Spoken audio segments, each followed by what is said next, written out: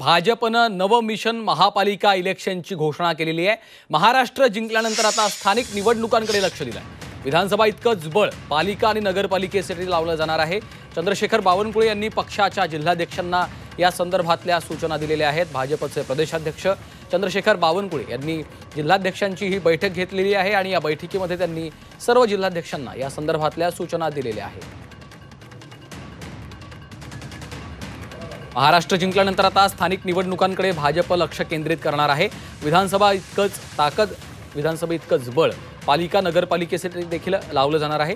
चंद्रशेखर बावनकुळे यांनी पक्षाच्या जिल्हाध्यक्षांना तशा सूचना केलेल्या आहेत। त्यामुळे महाराष्ट्रामध्ये आता भाजपला, महायुतीला मोठं यश मिळाल्यानंतर भाजपनं महापालिका इलेक्शनकडे लक्ष केंद्रित केल्याचं देखील कळतंय। ज्ञानेश सावंत आमचे प्रतिनिधी सध्या फोन लाईनवरनं आपल्यासोबत आहेत। ज्ञानेश, भाजपनं नव मिशन महापालिका इलेक्शनची घोषणा केली आहे, काय सांगाल? महाराष्ट्रातल्या विधानसभेच्या निवडणुका खूप मोठ्या ताकदीने जिंकल्यानंतर भारतीय जनता पक्षाने आता त्यांचं पुढचं टार्गेट ठरवलेलं आहे। त्यामध्ये महापालिकेच्या निवडणुका असतील, नगरपालिकेच्या, नगर परिषदेच्या आणि जिल्हा परिषदेच्या निवडणुकांमध्ये विशेषतः त्यांना गाव पातळीवर आपली ताकद वाढवायची आहे। या दृष्टीने एक मोठं प्लॅनिंग त्यांच्याकडून करण्यात आलेलं आहे। या अनुषंगानं निवडणुकीचा निकाल लागल्यानंतर चंद्रशेखर बावनकुळे यांनी आज राज्यभरातील पक्षाच्या सगळ्या जिल्हाध्यक्षांची मीटिंग इथे बोलवली आणि त्याच्यामध्ये प्राथमिक चर्चा केली। निवडणुकीच्या दृष्टीने केलेल्या प्लॅनिंग संदर्भात विधानसभेच्या सगळ्यांचे आभार मानले आणि आता पुढच्या टप्प्यामध्ये महापालिकेच्या निवडणुका फार महत्त्वाच्या राहणार।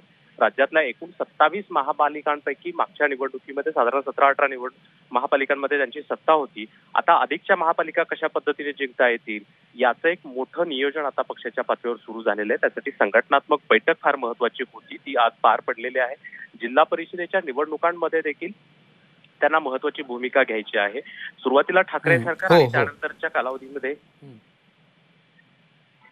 निश्चितच त्यामुळे आता महाराष्ट्रामध्ये घवघवीत यश मिळाल्यानंतर आपण पाहतोय की भाजपने यासाठी खास रणनीती आखलेली आहे। धन्यवाद या सविस्तर माहितीसाठी।